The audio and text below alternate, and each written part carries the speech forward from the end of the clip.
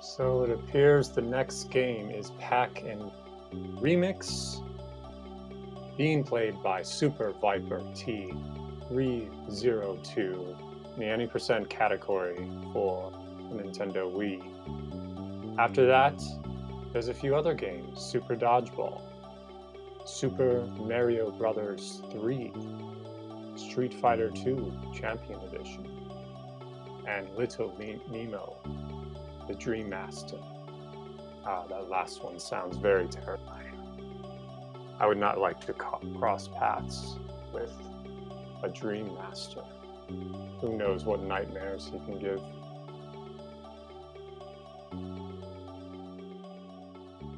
But this is our final day of the marathon.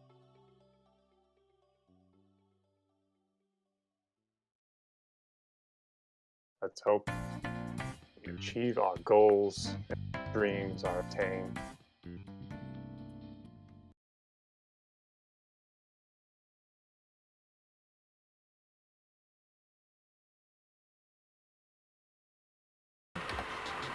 Alright. Well, I'm gonna be going live soon. And I'm back.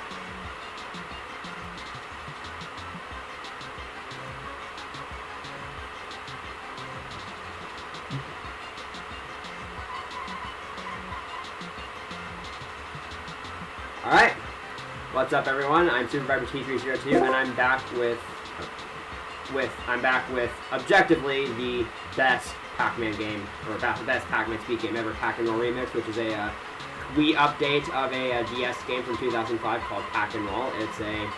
This is a pretty short and sweet speed run, so let's just go ahead and get started in 3, 2, 1, go.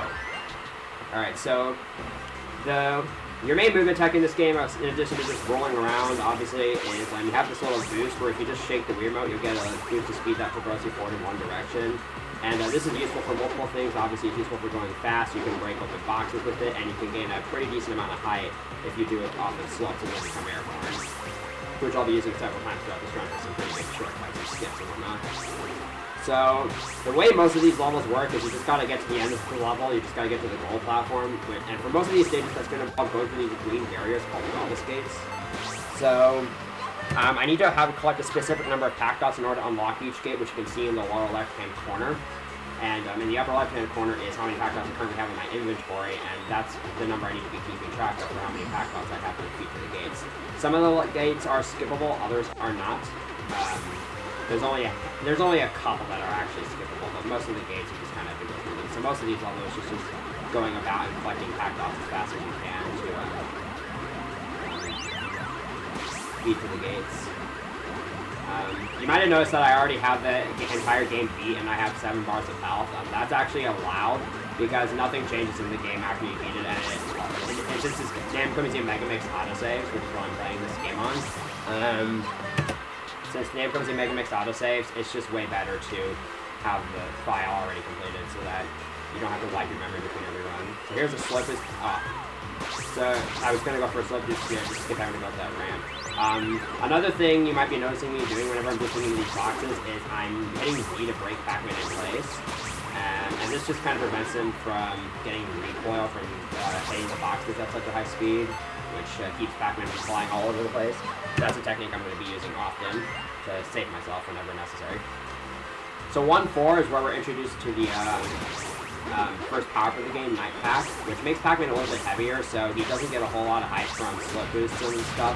He moves a little bit slower, but he can break these metal boxes, which normal Pac-Man can't do, and he can also go underwater, which again, normal Pac-Man can do.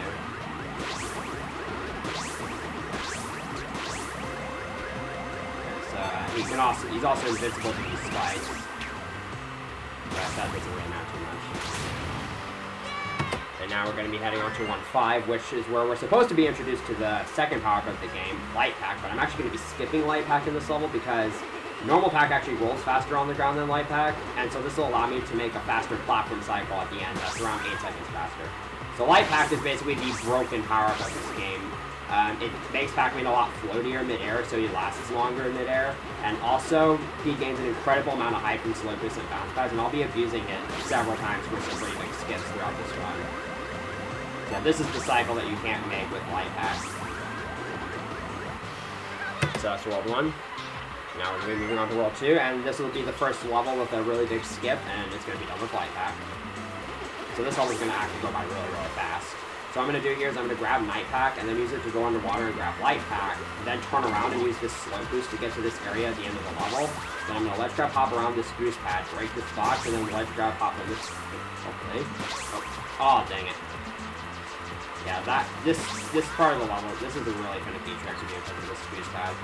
So you kind of have to wedge yourself in between this little slit here and then pop into the goal platform without opening the gate. So that skip saves around 35 seconds, and it's the first of 4 levels where it's possible to skip gates, and 3 that I'll be doing in this run. This level, unfortunately, does not have a gate skip, because you need the Light Pack card at the end of the level to actually progress to the end.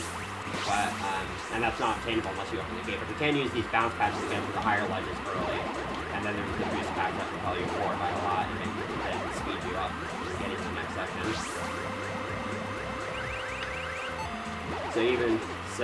Yeah, this Light Pack card, you cannot get past this section without Light Pack. It's just not possible.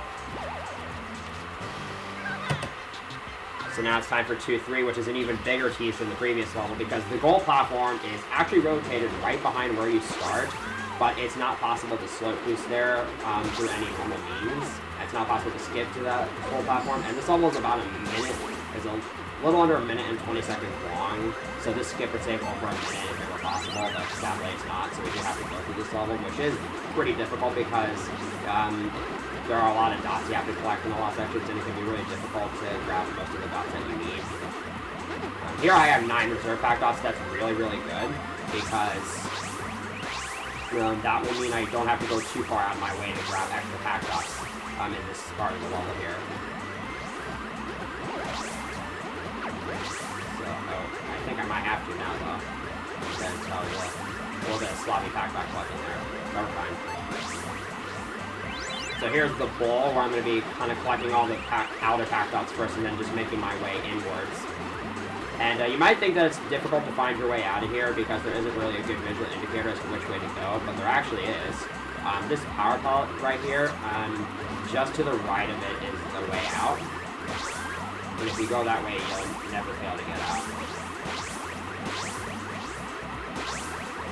I just gotta make it all the way to the end of the level here, and don't fall off here because you go back to the beginning of the level and you have to go through the entire area again. So here's the World 2 boss. This is against Galvis, it's kind of the antagonist in this game. So these boss fights, the way they work is you just gotta go around and eat 3 power pellets to make Galvis eatable, and then you gotta eat them. You gotta do this a total of 3 times. Power pellets will always spawn in the same location, so I know where they're gonna be. For this fight in particular, though, I do want to wait once I reach the 3rd power pellet, just so I don't have to chase Galvis down when he turns eatable. So I grabbed Night Pack here because, first of all, I want to break that box so it's not in my way, and I also want to kind of wait in the water. It also makes it easier to grab that underwater power pellet right there.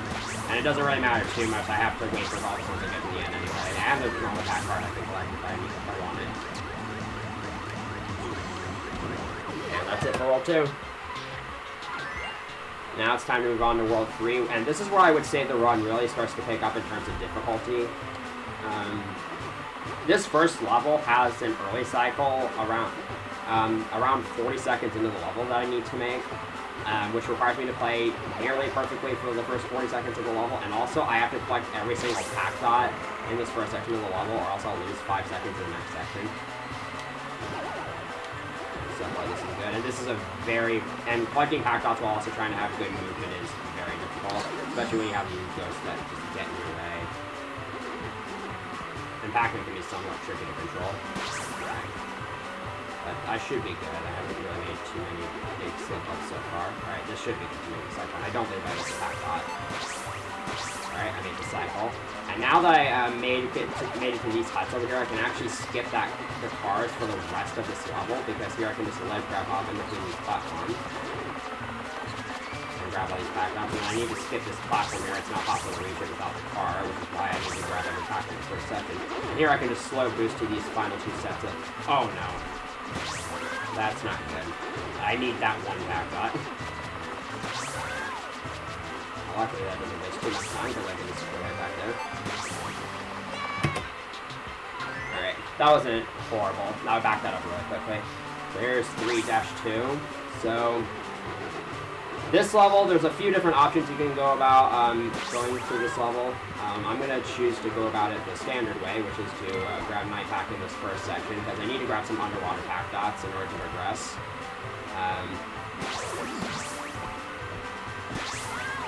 And you can skip Night Pack in this first section, but it's really hard to save time with, and it doesn't save that much time anyways. So right here, there's a normal pack card that I'm going to grab. You can actually inch past it and then skip having to eat a ghost in the next section. However, normal pack moves so much faster that it's actually worth it to go ahead and grab the normal pack card and then just have to eat this ghost in the next section. And luckily, this ghost moves on a cycle, so if you move in the same area, if you get here at the right time, then you'll always get more time. Alright, so I might actually have to wait at the end here because I don't want to beat my current IL time for the level. Actually, I'm going to go ahead and beat it. So if you beat an IL time like that, or update a score of any kind, or you have your life count changed, then the game auto-saves like that, which actually wastes around 4.5 seconds, depending on the circumstances. So here's 3-3. This level is heavily cycle-based, but fortunately most of the cycles are pretty lenient. In this first section, I can opt to miss one pack dot, and I just missed it. Yeah, this is technically the fastest cycle you can make for RPA. So as long as you stay on it, you'll be fine. This section's all about minimizing the amount of time you spend having to wait on this platform. So I grabbed 3 pack dots from that area and then boost back, so I don't have to go there at all. And here I'm going to try to grab all the pack dots from here and make it back on. And I made it. Nice. So coming up in this next section, I have to have decently good movement in order to make the proper cycle here. I can afford to go somewhat slow, and there's plenty of pack dots in this section, so I don't have to be super picky about them. Like here, I can afford to waste a little bit of time. Alright, I have enough pack dots, which is really good. And that's it for that level. So provided you play that level the right way, you should get the same time every single time. So here is 3-4, where I need to be pretty stingy on how many pack dots I collect in these first 2 sections of the level, because the fewer pack dots I miss, the more time I'll save at the end of the level, and I'll explain why when I get there. There's only 3 spare pack dots in this first section anyway, so it's not like it's a huge deal. So I go out of my way to get all of them. Here I'm going to boost in the water here because it's a normal pack card that I want to grab, and once again, normal pack just moves so much faster than night pack that is... Okay, I'm actually going to go back to those 3 pack dots because missing too many pack dots is a pretty big time hit. I didn't go back for those other 2 though because it just wasn't worth going back for them. Okay, 3 missed pack dots here. If I can keep it at that, that's not the best case scenario here, but it could be way worse. So here is the roller coaster, and I need to get 80 pack dots in order to get to the next gate, which is not skippable, and there's no other, I really have no other choice but to go on this roller coaster. However, once I reach 80 pack dots, I am going to die on purpose, which will actually respawn me back at the checkpoint with all 80 pack dots. And the reason why I needed to be so stingy on how many pack dots I collected is because the fewer I miss, then the earlier I'm able to death abuse here, and so the more time I get to save by doing that. If you have to death abuse too late, then it just doesn't hold save a lot. Alright. So there we go. Alright, that was not a very good level. And here again, the game's gonna autosave because my life count changed. Alright, so next is the World 3 boss. I would argue that this is the hardest boss fight in any percent, just because, or really in any category, because boss fights are the same in every category. Just because it's super easy to fall off here. And if you die in a boss fight, by the way, you have to redo the entire fight. And this second phase, it's very easy to have Gallus just knock you off the edge here, because you're basically running right into him here. Alright, kind of damage boost for that. Okay, I nearly died there. Great. That was a little bit scary. So now this third phase isn't too hard, I just have to make sure I eat the power pellets at the right time so I can keep Gallus stunned for as long as possible.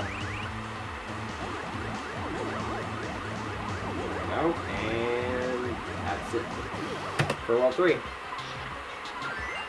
Alright, next up is World 4. This is easily the hardest world in the run. This first level in particular is actually pretty bad, because this first section especially is basically just Pac-Man gets swing around the stage like a pinball. It's really bad. Shouts to Pinball Wiz 45B.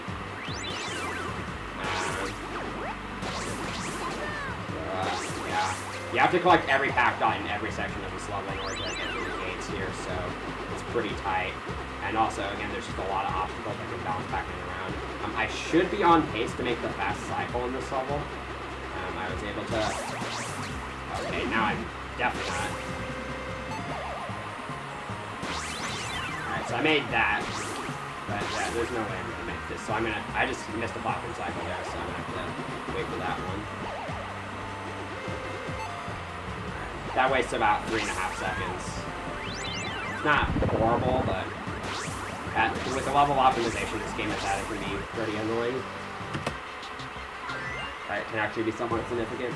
So anyway, here's 4-2. This level is fairly straightforward, and there's not a whole lot going for it. Other than there are a lot of obstacles, so this is probably the easiest level to take damage in. But for the most part, this level is pretty self-explanatory. Here I'm going to damage boost to get through these rollers here. And in this section, I'm actually going to grab Light Pack here because I'll be able to skip most of these bounce pad platforms, which does put me significantly shorter on pack dots than normal, but there's plenty of dots in this level, so I won't have to worry about that.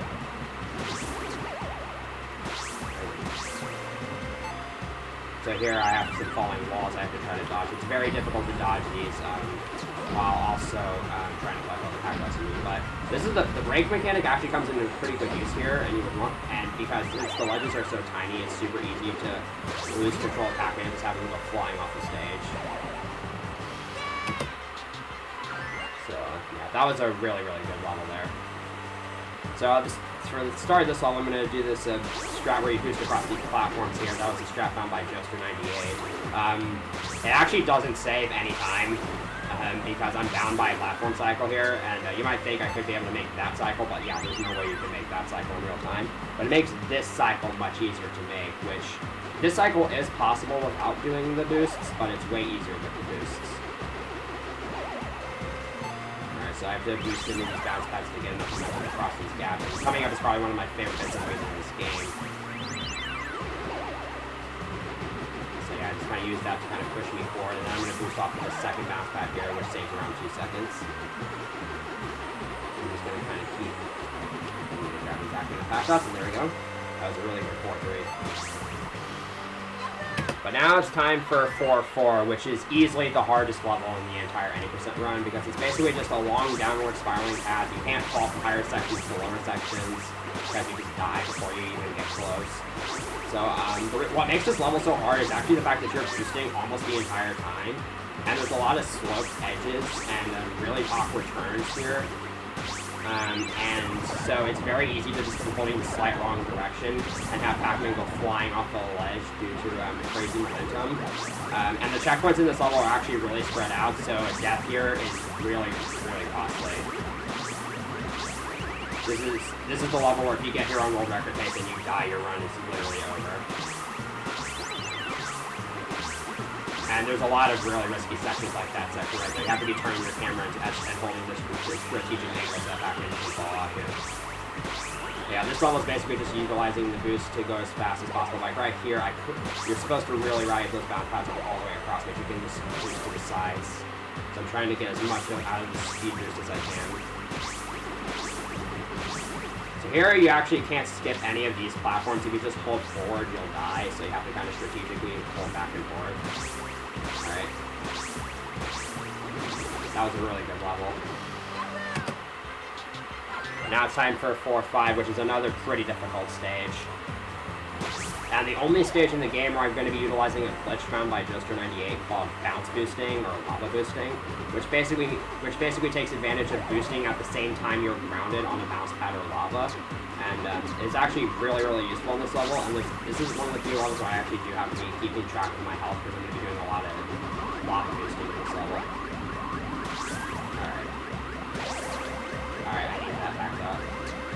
So here's bounce boosting. I'm going to use it to skip a bunch of these bounce pad platforms. the timing for this is actually really, really precise. And I'm going to use lava boosting to help me skip these falling towers here. I'm going to be doing 3 of those in total. So I'm going to try to get as many of them as I can so that I don't lose too much health. This is probably the hardest set right here. Alright. I made the fast cycle here. That's really good. I'm going to do another bounce boost here so I don't have to wait for as long on this platform. I'm going to grab this health just to be safe. And here's the one more set of lava boosts. Alright. Another really good level. That's a really hard level to get down. So here's the World 4 boss. So, this first phase is normally RNG because Golvus can rotate the platform like many different ways. However, you can just slow boost to those power pellets, which mitigates most of it. And on this second phase, Golvus will either rotate the platform clockwise or counterclockwise. I unfortunately got the slightly worse of the 2 RNG patterns, but it's only slower by like a few seconds. And this will also make the platform more stabilized by the time the third phase starts, which is actually a bit more beneficial and makes this part a little bit easier. Yeah, but on this third phase, I don't even have to worry too much about the platform, because I'll just lava boost for the power pellets. That was a really clean World 4 overall. And now it's time for World 5, which is exclusive to the Wii version of this game and by far the most broken part of the entire run. Because if you've been paying attention, throughout the first 4 worlds, only one level really had a major skip, and that was in World 2. In this world, every single level has a really big skip of some variety. So right here, you might have just noticed there that the gold platform is actually rotated right next to the beginning of the level. I actually can't reach it right now due to a bunch of invisible walls that prevent me from making it all the way over there. However, if I manage to go to that first gate and grab a light pack, there is actually one slope I can boost off of that will give me enough height and distance to clear that distance and land on this corner of the gold platform, which skips the second and third gates of the level and saves about 50 seconds. And the skips don't stop there, and these next 2 levels I can actually utilize falling to go around some kill planes and fall from higher parts of the stage to lower parts. As you can see, I'm already at the bottom of the level. And here's the third gate skip of the run. I'm going to use a bit of a finicky slope boost here to just fly up to that higher platform and skip the gate there. And this level, 5-3, is, I'll just kind of let this speak for itself.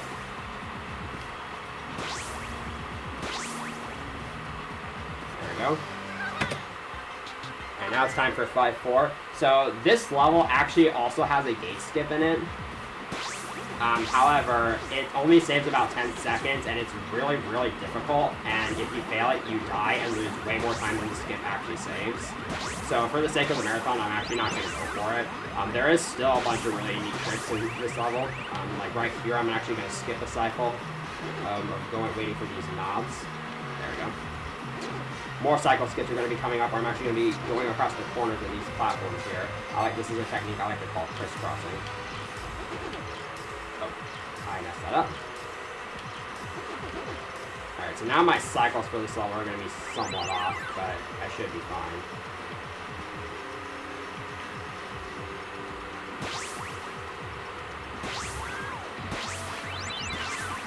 Alright, I have no idea what cycle. I'm actually going to use an auto for this. So here's the big skip. You can just use light pack and those bounce pads to go straight to the final gear of the level. It saves about 25 to 30 seconds. I messed up you can actually go a little bit earlier, but I messed up on the crisscrossing section, so I had to kind of opt for a slower cycle there. So here is the World 5 boss. This fight actually works in 2 phases. And once again, the power pellets always appear in the same spot, so it's just a matter of getting to them quickly. This fight doesn't have too much going for it. You just gotta make sure you don't fall off the gears and die somehow. And once I get this final hit on Golvus, I'll be there's this little unskippable cutscene here, which is the only downtime in this entire game, and it doesn't last for a horribly long amount of time. So this final phase of the fight is actually also pretty cycle-based, but it's I just have to make sure I do everything in the right order and not make a huge mistake, and I'll be fine.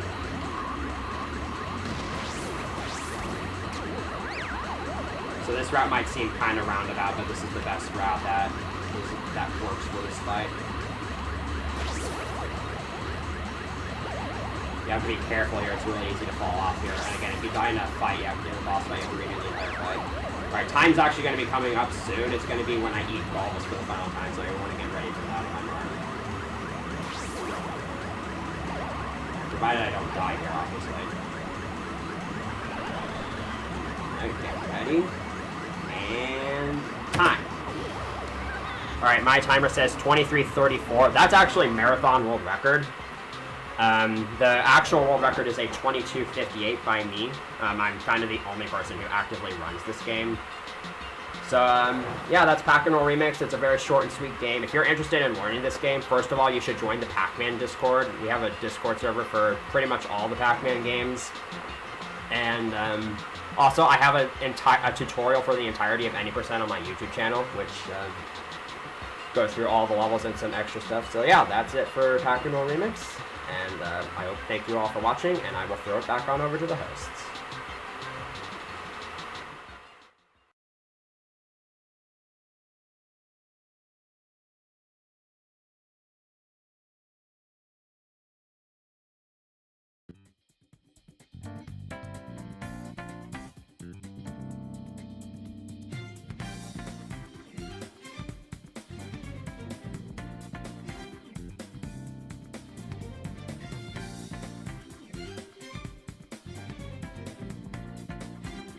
Our swords are sharp, the meat is red, and when we win, the orcs are dead.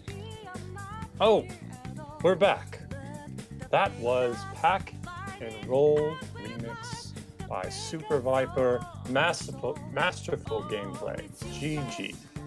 Golden guinea for you, sir. So, where are we at now? Here's the next game is coming up, and if you will kindly consider donating, we do have some bid wars coming up and some dodgeball action. Super Dodgeball is the next game, run by Mr. Cab, 100% easy, and wow, that reminds me of Dodge Rock. We used to play as a boy among my friends, run around the field and just hit each other with rocks. Maybe that's similar to this next game coming up, I hope. But I'm your host, Andronicus the Acceleratum. I hail from Gondor, and I am happy to be here supporting the Marathon for a Great Cause, Save the Children.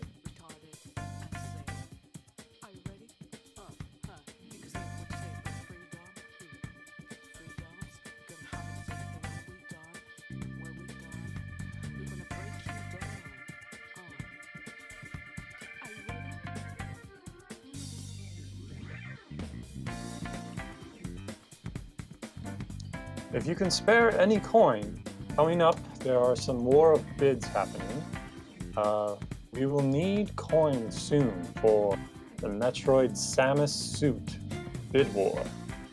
Power suit and bikini suit are tied at $11. Personally, I would probably select power suit. I do not know what a bikini suit is. It sounds rather enticing. So, very hard decision on that war of bid. The next War of Bid coming up at the end of the month, Undertale. Hug or don't hug the goat. Hug the Goat is winning right now with $50. Don't Hug the Goat has $0. I would not hug a goat ever. Filthy, smelly creatures. Yeah. But do as you will. If you have coin, please do consider donating.